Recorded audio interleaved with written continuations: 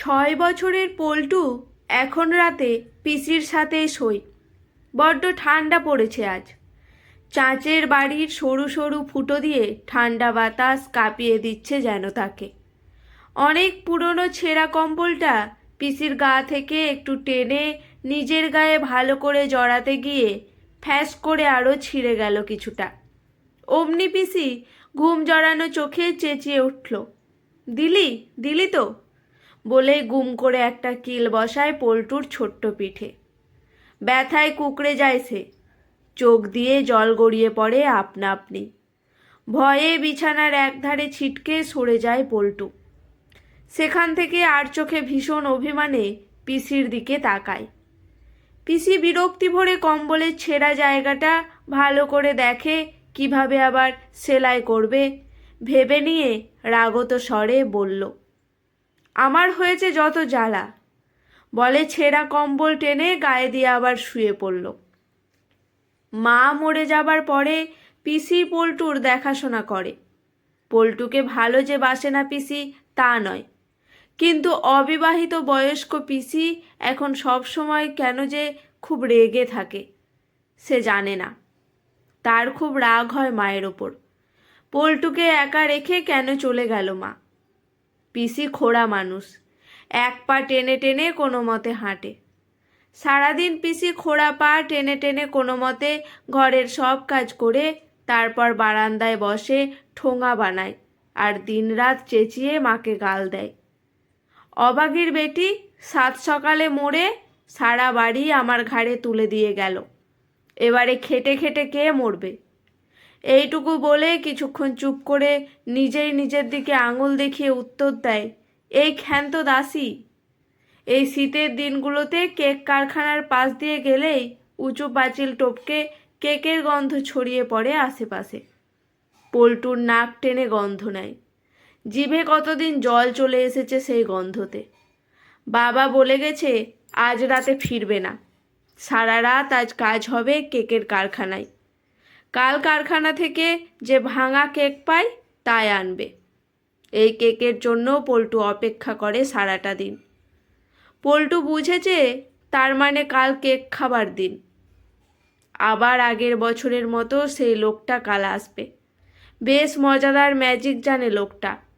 লাল টুপি পরা, সাদা দাড়ি, ঠোলা জামা গায়ে, অদ্ভুত দেখতে। যতক্ষণ লোকটা বিকেলে মোড়ের মাথায় দাঁড়িয়ে থাকে বিশাল বড় ঝোলা কাঁধে, ততক্ষণ সে দূর থেকে দেখে লোকটাকে। ভীষণ অবাক হয় পল্টু। লোকটা বাচ্চাদের ডেকে ডেকে কত কিছু দেয়। ওরা যা চাইছিল টুপটাপ করে লোকটা হাসি মুখে গিলিগিলি গিলিগিলি ফু বলে কেমন বের করে দিচ্ছিল ঝোলা থেকে। মনে মনে পল্টু ভাবে সেও যে চায় তাই পাবে। পল্টুর সত্যিই খুব লোভ লাগছিল বেলুনগুলো দেখে। বেলুনগুলো কি দারুণ! আকাশের দিকে উড়ে যেতে চায় সব সময়, নিচে নামতেই চায় না। মনে মনে ভাবে, ইস, এমন একটা বেলুন যদি সে পেত। কিন্তু ছোট্ট পল্টু কাছে গিয়ে চাইতে সাহসই পায় না যে।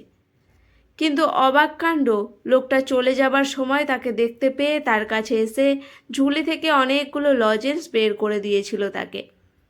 তারপর পল্টুর হাতে যে একটা হাওয়াই বেলুন দিয়েছিল, ভীষণ খুশিতে চোখ মুখ উজ্জ্বল হয়ে উঠেছিল তার। একগাল হেসে বেলুনটার সুতোটা মুঠোয় ধরে সে সোজা মায়ের কাছে দৌড়ে গিয়েছিল।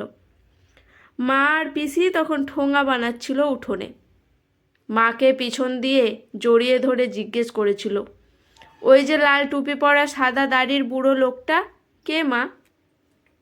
মা ছেলের হাতে বেলুন দেখে বুঝতে পেরে হাসতে হাসতে বলেছিল, ও তো ম্যাজিক দাদু, প্রত্যেক বছর আসে।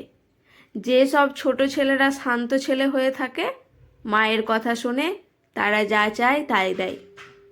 ছোট্ট মাথাটা একদিকে কাত করে পল্টু ভীষণ অবাক হয়ে টেনে টেনে জিজ্ঞাসা করেছিল, যা চাইব তাই দেবে? ছেলের গালটা টিপে দিয়ে মা হেসে বলেছিল, হ্যাঁ সোনা, কিন্তু মায়ের কথাটা শুনতে হবে তবেই। আমি তো শুনি, তাই না মা? বলে খুশি মনে হাতের বেলুনটা মাকে দিতে গিয়ে মা ঠিক করে ধরতে পারার আগেই কি করে যেন হাত থেকে ছেড়ে হাওয়ায় দুলতে দুলতে আকাশের দিকে চলে গেল বেলুনটা। সেদিকে তাকিয়ে ভ্যাঁ করে কেঁদে ফেলেছিল পল্টু। কিছুক্ষণ পরে আর দেখতে পায়নি সে বেলুনটাকে। সেদিন মায়ের ওপরে খুব রাগ হয়েছিল তার। কেন ঠিক করে ধরেনি বেলুনের সুতোটা? মা আদর করে কাছে টানলেও যায়নি সে। অত সুন্দর বেলুন সে কি আর কখনো পাবে? মা যদিও বলেছিল আবার পরের বছর ম্যাজিক দাদু দেবে খনসোনা, তবুও ছোট ছেলেটা মুখ ফুলিয়েছিল অনেকক্ষণ। আজ এই মুহূর্তে বিছানার এক কোণে ঠান্ডায় কুঁকড়ে শুয়ে শুয়ে সেই কথা মনে পড়তে চোখ মুছল পল্টু। তার এখন মনে হয় মা যদি আর একটাবার ফিরে আসে তাহলে আর কখনো বেলুন উড়িয়ে দিলেও মায়ের ওপর রেগে যাবে না সে কোনো মতেই। সেদিন রাতে পেট যন্ত্রণার জন্য মা হাসপাতালে ভর্তি হতে যাবার আগে মাকে ছেড়ে থাকতে হবে শুনে পল্টু কাঁদছিল তখন তার মাথায় মুখে হাত বুলিয়ে দিয়েছে মা। বলেছিল, এই পাগলা, কদিন পরেই ফিরে আসবো তো, কেমন কাঁদে দেখ। কাঁদে না বাপ আমার, শান্ত হয়ে থাকবি, পিসির কথা শুনবি। হ্যাঁ, সে তো সব কথা শুনেছিল পিসির, শান্তও হয়েছিল, একটুও পিসিকে জ্বালায়নি। তাহলে মা আর এলো না কেন? শুনেছে মায়ের পেটের মধ্যে কি ফোড়া হয়েছিল, সেই ফেটেই মাটা নাকি মরে গেছে তার। পিসিকে জিজ্ঞেস করলে চোখ মুছতে মুছতে পিসি বলে আকাশে তারা হয়ে গেছে নাকি তার মা। বলেই আবার নিজের দুঃখে মাথা চাপড়িয়ে মাকে সেই সঙ্গে গাল দিতে থাকে পিসি। পল্টু মাঝে মাঝেই ভাবে, তাকে যে মা বলল চলে আসবে ঠিক, কেন এলো না তাহলে? অবাক হয় সে। মা, তার মা, অত আদর ভালোবাসা সব নিয়ে তাকে না বলে কয় আকাশে কি করে চলে যায়, এটা তার মাথায় কিছুতেই আসে না। একবারও কি পল্টুকে মনে পড়ে না তার? চোখের কোণটা ভিজে উঠল পল্টুর। এমন সময় ঘুমের ঘোরে পিসি হাত বাড়িয়ে, ও খোকা, কাছে আয় বাপ, বলে তাকে খাটের কোনো কোণ থেকে টেনে নিজের কোলের কাছে নিল। পিসির পাশে শুয়ে শুয়ে আকাশ পাতাল ভাবতে ভাবতে কিছুক্ষণ পর ম্যাজিক দাদুর সাথে কাল দেখা হবে ভেবে ঠোঁটের কোণে হঠাৎ হাসির ছোঁয়া খেলে গেল তার। এবারে পল্টু পিসির আরও কোল ঘেঁষে শুয়ে নিশ্চিন্তে ঘুমিয়ে পড়ল। আজ বিকাল থেকেই পল্টু মোড়ের মাথায় এতক্ষণে কেক নিয়ে বাবা কারখানা থেকে ফিরে এসেছে বাড়িতে, কিন্তু কেক খাবার জন্য তার একটুও বাড়ি যেতে ইচ্ছে করছে না এখন। আজ কেক কারখানার পাশ দিয়ে যাওয়ার সময় অন্য দিনের মতো কেকের সুগন্ধে পল্টুর জিভে জলও আসেনি। আজ অধীর আগ্রহে সে তাকিয়ে থাকে অনেক ছেলে মেয়ে ঘিরে থাকা সেই ম্যাজিক দাদুর দিকে। অনেকগুলো হাওয়া বেলুন ম্যাজিক দাদুর হাতে, কিন্তু আজ বেলুনের দিকেও তার বিশেষ মন নেই। আজকের দিনে অন্য কিছুর জন্য সে অপেক্ষা করছে অনেক দিন ধরে, কিন্তু না, এখন সময় হয়নি। পল্টু এখন যাবে না ম্যাজিক দাদুর কাছে। ওই ছেলে মেয়েগুলো পল্টুর সাথে তেমন মিশতে চায় না। অন্যদিন বিকেলে মাঠে এলেও ওরা খেলে না পল্টুর সাথে। পল্টুর ছেঁড়া রংচটা সোয়েটার দেখে ওরা মুখ কোঁচকায়। কেমন সন্দেহের চোখ দেখে পল্টুকে। চুল উস্কো খুস্কো, নাকে শুকনো সর্দির দাগ, খড়ি কাটা গাওয়ালা ছোট ছেলেটাকে তারা মোটেই সুনজরে দেখে না। পল্টুও পারতপক্ষে এড়িয়ে চলে ওদের। একটু পরে সন্ধ্যা হয়। ম্যাজিক দাদুর চারপাশ ফাঁকা দেখে পল্টু এগোয় এক পা দুই পা করে। ম্যাজিক দাদু বুঝতে পেরে তাকে ইশারায় কাছে ডাকলেন। এবারে বুক ঢিপঢিপানিটা যেন একটু কমলো মনে হয়। কাছে যেতে তার রুক্ষ চুলটা হাত দিয়ে আরও এলোমেলো করে দিয়ে ম্যাজিক দাদুটা বললেন, তোমার কি চাই খোকা? পল্টু ঢোক গেলে লোভী চোখে একবার বেলুনের দিকে তাকিয়ে মস্ত বড় ঝোলার দিকে তাকায়।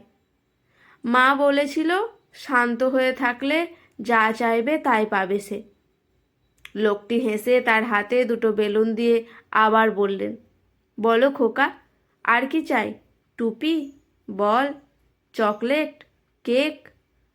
পল্টু এবারে চোখে মুখে বিশ্বাস আর মনে জোর এনে মৃদু স্বরে বলল, আমার মা আছে ঝোলায়, মাকে দেবে? ম্যাজিক দাদু প্রথমে বুঝতে পারলেন না যেন, পর মুহূর্তে ব্যাপারটা বুঝে স্তব্ধ হয়ে গেলেন ছোট্ট ছেলেটার নিষ্পাপ চাওয়া দেখে। কিছুক্ষণ তাকিয়ে দেখলেন ছোট্ট মা হারা ছেলেটির বিশ্বাস ভরা আকুল বড় বড় চোখ দুটোর দিকে। চোখের কোণটা জ্বালা করে উঠল তার। কিছু বলতে গিয়েও গলার কাছে বাষ্প জমে গেল যেন। কিছু বলতে পারলেন না তিনি। শেষে পল্টুর হাতে বাকি হাওয়ায় বেলুনগুলো দিয়ে পল্টুর গলাটা টিপে দিয়ে ঝোলা নিয়ে তাড়াতাড়ি পিছন ফিরে নিজের রাস্তায় ফিরে যেতে গিয়ে লাল জামার হাতে চোখ মুছলেন। এই প্রথম বুঝি তিনি কোনো বাচ্চার ইচ্ছে পূরণ করতে পারলেন না।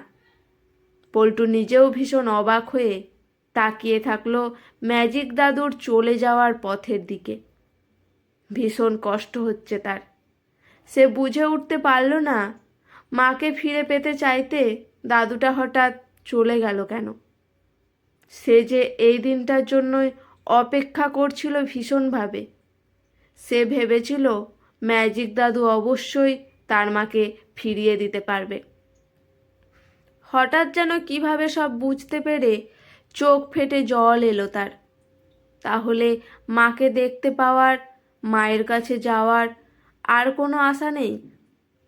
কিছুক্ষণ অন্ধকারে ওইখানে বসে একা একা কাঁদার পর আকাশের দিকে একটা উজ্জ্বল তারার দিকে তাকিয়ে পল্টুর ছোট মন কি বুঝলো কে জানে।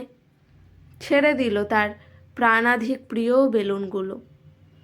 মা না আসতে পারুক তার কাছে, কিন্তু তার ছোঁয়া বেলুনগুলো অন্তত যাক তার মায়ের তারার দেশে। কলমে ঝুম্পা মণ্ডল। গল্পটি কেমন লাগলো অবশ্যই কমেন্ট করে জানাবেন। ভালো লেগে থাকলে চ্যানেলটি সাবস্ক্রাইব করে লাইক করে আমার পাশে থাকবেন। ধন্যবাদ।